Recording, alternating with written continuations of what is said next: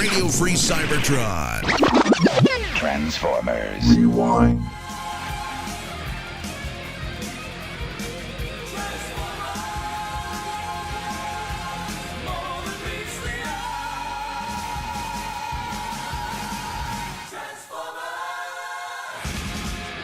This week on Transformers Rewind, it's Blast from the Past.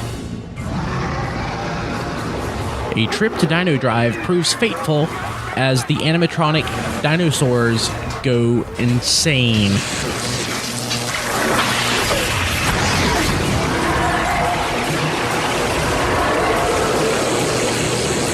Ratchet and Bumblebee combine their powers to create an electromagnetic pulse. Hey, let me give you guys a boost.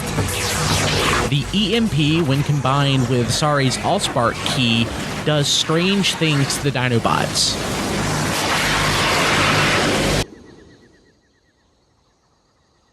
I don't know what went wrong. I'm absolutely certain that my assistant and I thought of everything.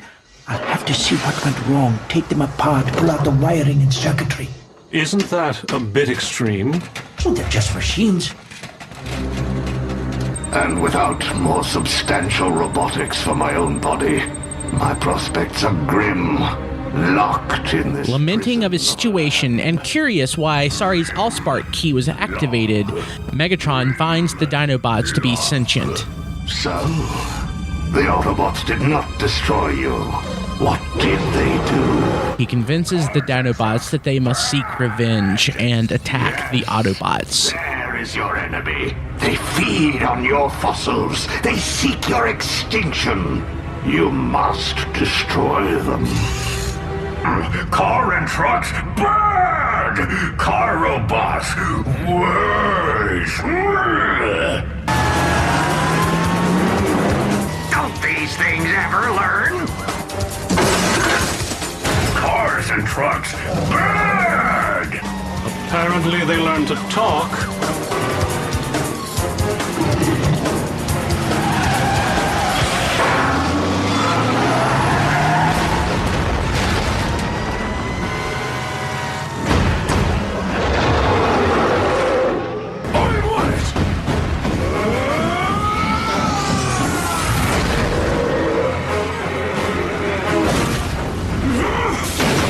Remembering the lesson from Dino Drive, the Autobots lure the Dinobots to some tar pits.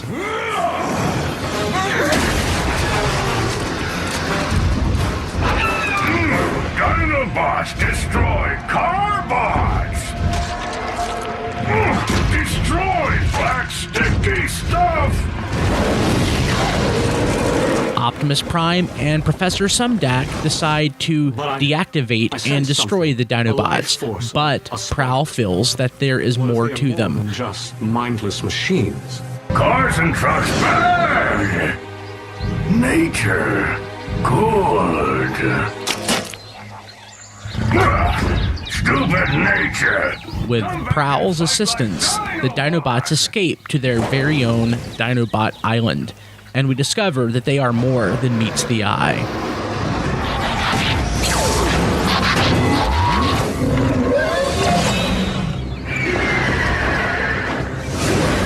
The Grimlock, like.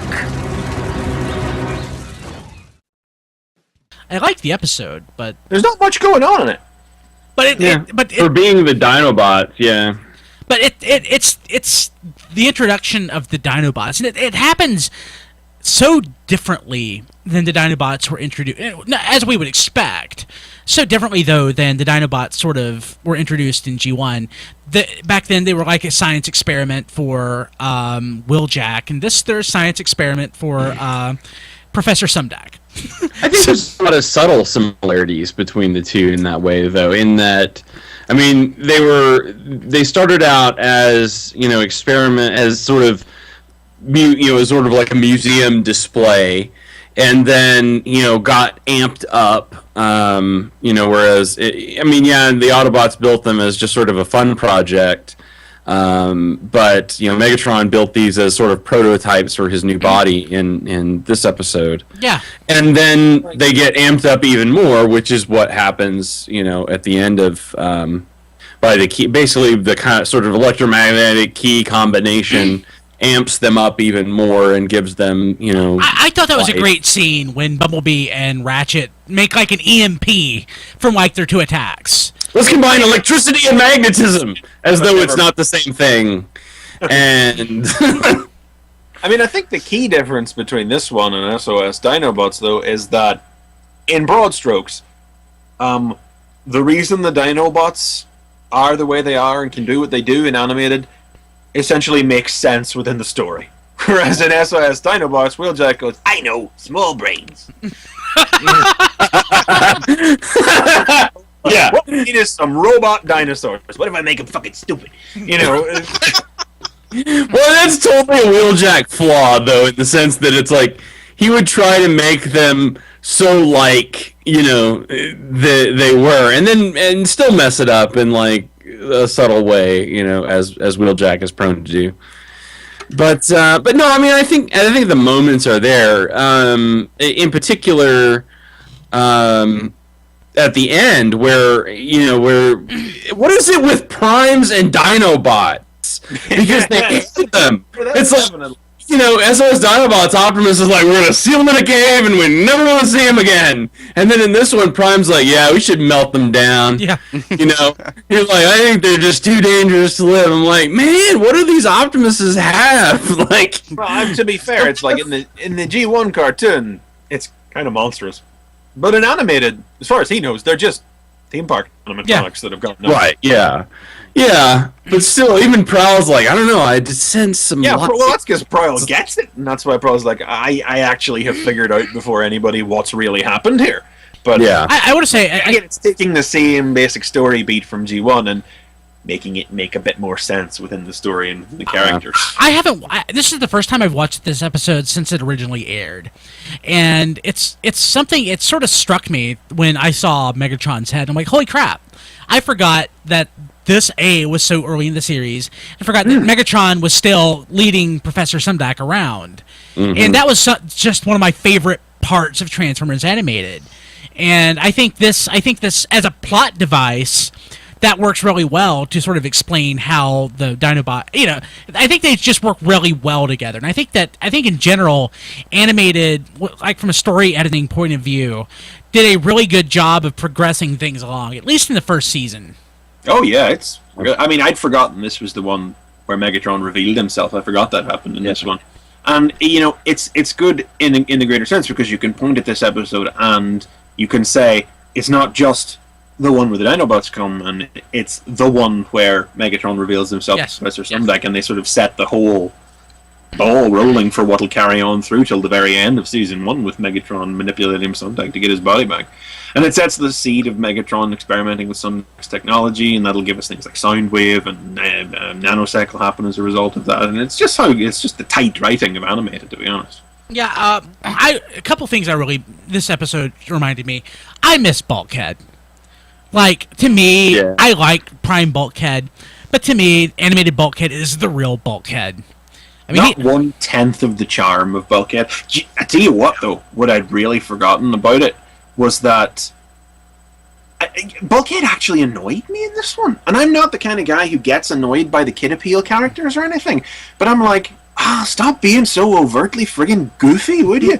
Because this is where they'd actually found Bulkhead's niche, This was a good, 7 episodes or so before they introduced him to art, and then they did the whole Space Bridge thing with him in season 3 as well. But this was before the character essentially had any redeeming features beyond cute and klutzy. This was before they fleshed him out at all, and it was like, it's nice that you're trying to better yourself, but the final moral of the episode was, no, it's okay to be a big dumb klutz sometimes. This I like the part really had those extra dimensions that made him that make him so likable now as we look back on him as a character. This is one of just him dicking about, and it didn't entertain me as much as it did when I watched it originally. I like the part though where Bulkhead came in and hit all the stuff, and he said, did I miss it?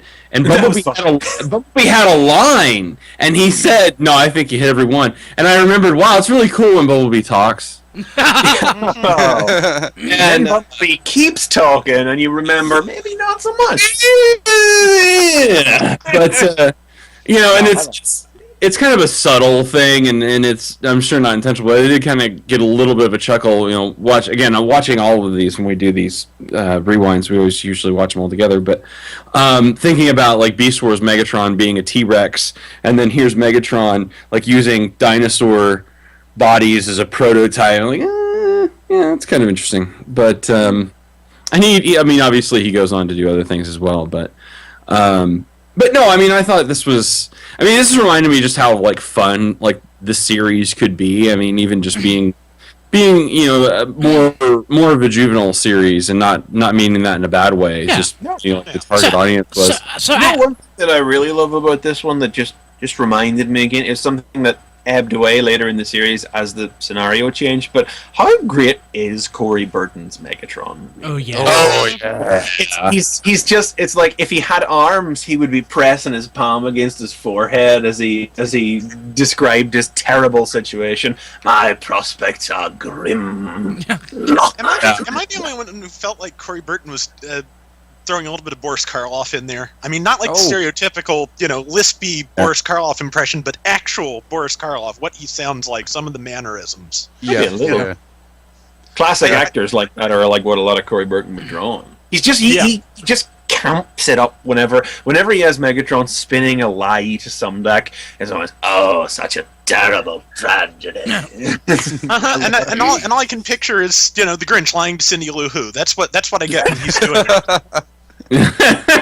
So in this episode, when they introduce the Dinobots and Grimlock, and they create the animosity that the Dinobots must have with the other Autobots.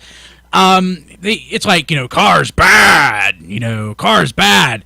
But I remember thinking this when I first saw it, and then they're like, car robots bad, car robots. Was that intentional? Derek Wyatt has said it wasn't. But when you get this in the same episode as where Bulkhead slams into Slag and goes, "Excuse me," you do start to wonder. But Derek Wyatt says it wasn't intentional. When I first saw it, I thought that, and watching it again yesterday, I'm like, holy crap! Everybody was looking for references in animated that weren't there.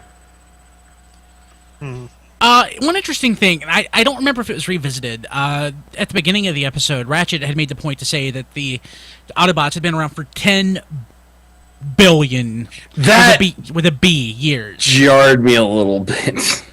13. The universe is like 13.7 billion years old. I don't know if there was enough metal in the universe 10 billion years ago to create Cybertron. Or transforming robots. Playing within a set of different kids' cartoon fictional rules, but Cybertron's 12 billion years old or is that million years old? No, tell a lie. I'm mixing up my millions with my billions. Never mind, ignore me. Yep.